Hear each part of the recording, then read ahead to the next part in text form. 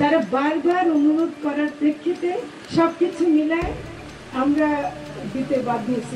মৎস্য ও প্রাণী সম্পদ মন্ত্রণালয়ের উপদেষ্টা ফরিদ আক্তার বলেছেন, অন্তর্বর্তী সরকার বাধ্য হয়ে ভারতে ইলিশ পাঠাচ্ছে। দুর্গাপূজা উপলক্ষে চলতি বছর 1200 টন ইলিশ ভারতে পাঠানোর সিদ্ধান্ত নেওয়া হয়েছে বলেও জানিয়েছেন তিনি। শনিবার 13 সেপ্টেম্বর বিকেলে ঠাকুরগাঁও জেলা প্রশাসন ও মৎস্য অধিদপ্তরের আয়োজনে সদরের বুড়িরবাঁধ সংলগ্ন জলাশয়ের মৎস্য সম্পদ বৃদ্ধিতে মৎস্যজীবী ও গণমাধ্যম কর্মীদের সঙ্গে মতবিনিময় সভায় ফরিদ আক্তার বলেন, এবারও দুর্গাপূজা উপলক্ষে ভারত বারবার ইলিশ পাঠানোর জন্য অনুরোধ করছে। তারই প্রেক্ষিতে বাণিজ্য ও পররাষ্ট্র মন্ত্রণালয়ের পক্ষ থেকে অনুমতিপত্র চেয়েছেন।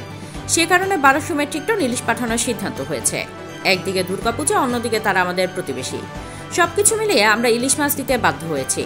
তিনি আরও বলেন, খরচ হচ্ছে 35 থেকে 40 হাজার, কিন্তু বরাদ্দ আছে 32,000। বাকি টাকা কোথা থেকে আসবে? এই বরাদ্দের সমস্যা উদ্যোগ নেওয়া হবে। এই সামান্য দাবি মানতে না পারলে এটা আমাদের জন্য ব্যর্থতা। আমি আগেও বলেছি, এখনও বলছি, বাংলাদেশের মানুষ আগে ইলিশ খাবে, তারপর অন্যরা। জেলা প্রশাসক ইশরাত ফারজানার সভাপতিত্বে এ সময় আরও বক্তব্য দেন মৎস্য ও প্রাণী সম্পদ মন্ত্রণালয়ের সচিব আবু তাহের মোহাম্মদ জাবের, মৎস্য অধিদপ্তরের ভারপ্রাপ্ত মহাপরিচালক doctor Abdur Rouf, police super Sheikh Jahidul Islam প্রমুখ। Desk report, hard news.